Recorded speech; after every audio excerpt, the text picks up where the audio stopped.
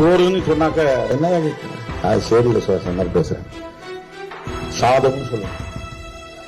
தயிர் சாதம், லெமன் சாதம், புளி சாதம். சாதம் சொன்னாலும் அது நாகரிகம். சோறுன்னு சாப்பிட்டா அது வந்து சேரியில இருக்கிற பாஷை. இவன் ஒரு ஃப்ரேம் போடுறான். சோறு தான் வந்து அருமையான தமிழ்ச்சொல், நல்ல தமிழ்ச்சொல்.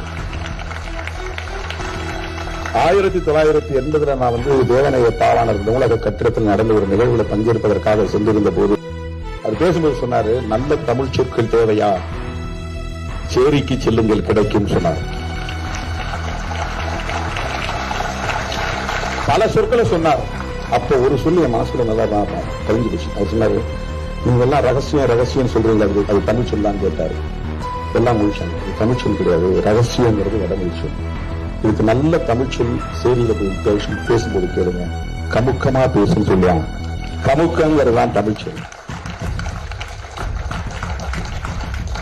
சோறு என்பதும் தமிழ் சொல். ஒரு 15-20 சொற்களை சொன்னார். இதெல்லாம் வந்து ஊர் தெருவில் இல்லை. ஏன்னா மொழி கலப்பு, இனக்கலப்பு, நாகரிக கலப்பு என்று அவன் பரிணாமம் வேறு மாதிரி போய்கொண்டிருக்கிறான். இவர்கள் பழங்குடிகளாகவே வாழ்ந்து கொண்டிருக்கிறார்கள்.